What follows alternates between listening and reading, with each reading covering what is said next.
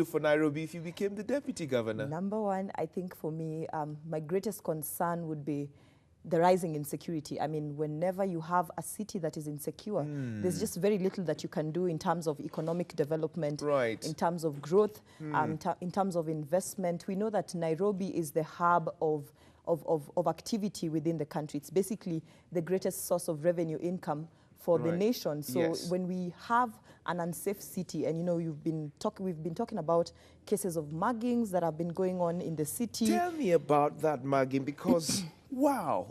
Very crazy, because let me tell you, yesterday I was in town very early in the morning at about 8 a.m. You were in and town? Across the yes, and which across part of town? I think it was Moi Avenue or something. And well, across, the notorious street. Oh yes. yes. Yeah. Across the street from where I was, a woman was literally, a necklace was yanked from her neck. Oh no. And you see, the crazy thing about it is that these people don't even know the value of that necklace. It's probably those, you know, 200 bob necklaces.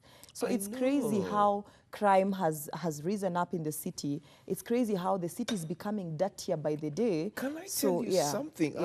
I know there's quite plenty of that going on, but can I just put you up to speed? It's reported that 2 of those thugs were shot down. Yes. Well, my question is, how effective is that going to be at deterring other criminals? Many times we have had crackdowns on criminals in the past, about, you know, crackdowns on Mungiki, crackdowns on other illegal sects that have come up. But did that really, you know, effectively do away with the criminal gangs that were in town? A lot of times, you know, that when you're dealing with criminals, when you try to deter them, the more you deter them, the more you make them, you give them even cleverer ways of, you know, stealing. Sometimes they say some of the measures put in place to try and prevent crime, if not well thought out, seem to be an encouragement to the criminal gangs. And you know, there has been talk about this being a cartel issue. You know, the fact that there are cartels that are there's a lot of narrative going on around that, you know. What do you think is the narrative? The narrative, there are many narratives. I don't know which is true, but I can present the narrative that, you know, the guy is saying, you know, probably it is persons who are not happy with Sonko's leadership and trying to taint his leadership as one that is not capable of making Nairobi safe as a city. There is another narrative that says, you know, it is probably the infamous or famous Sonko rescue team guys who have not been paid and now are, you know, collecting their dues. But how many people work for Sonko rescue team? Well, I don't know. He seems to say the number is quite high. I mean, if you look at the numbers of the young people that clean up the city, if you look at the number of young people who are always put to task whenever there's for instance, lives that have been lost, or when there's fire, whenever you see this, we don't know how big Sonko rescue team is. But the question begs, sorry, Ruth, I'll have to cut you short on this one. How do you leave your job of, say, cleaning the city, and then you start yanking off earrings, necklaces, and then now weaves from ladies, you see, harassing everyone, pickpocketing and etc. Why would you want to do that? First and foremost, it is very unfortunate that one would even want to think of doing that. Now, that would take us back to the conversation and the discussion about when Sonko rescue team was being put up. What was the idea that Sonko had in mind? He wanted to become a governor. Yes, he wanted to become a governor. But specifically for the program, he said that he wanted to transform the lives of, you know, city urchins in town. He wanted to give them an alternative source of income. Remember that the boys who collect garbage within Nairobi City are actually former street boys. Many of them are former street boys. Some of them are unemployed young people.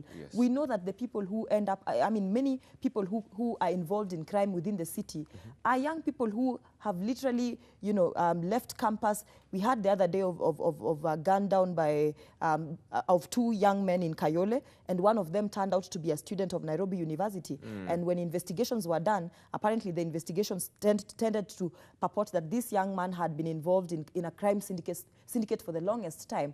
The young people who are committing crime in the city are not uneducated young people. They are young people who've gone to school, who after graduating 2-3 years into the job market don't have employment. And so they end up being hopeless. So Sonko Rescue Team, we must understand, was formed from coming from the backdrop that there is a high number of street kids within Nairobi who have no source of income, who end up involving themselves either in drug abuse and in crime. And so for him, Sonko Rescue Team was meant to, over and above rescuing Nairobi citizens from the daily, you know, hustles and bustles, from cleaning up the city, the Sonko Rescue Team was meant to give this, you know, the young people involved, a source of basically to rescue the young people as well. So So the question is, were their mindsets transformed?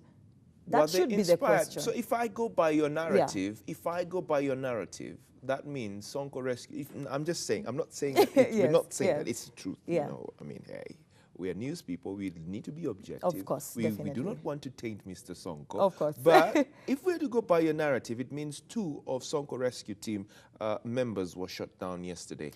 That would be the headlines. If you go by my narrative, we would say that it is either number 1, the fact that there is just looming laxity in terms of maintenance of security within the city, that criminal gangs have now seen a loophole, rather a business opportunity for them, and are now taking advantage. Or 2, it could be that, you know, persons trying to frustrate Sonko's governorship, and now throwing in you know, criminal syndicates within town to cause havoc. 2 of their members have been gunned down. But or also, 3 members of Sonko Rescue Team who have been unpaid for over 6 months have been gunned down in Nairobi, but these trying are street to rob citizens. But if you had to go by what you're saying, I mean, these are street urchins. From where were they getting their... You know, Tim, I like how you're really trying to fix me. No, but I'm not trying to fix you. Mine, I think the conversation started from what is the narrative, or rather what are the narratives that are being, you know, propagated. Fine. So let me and those are the 3 possibilities.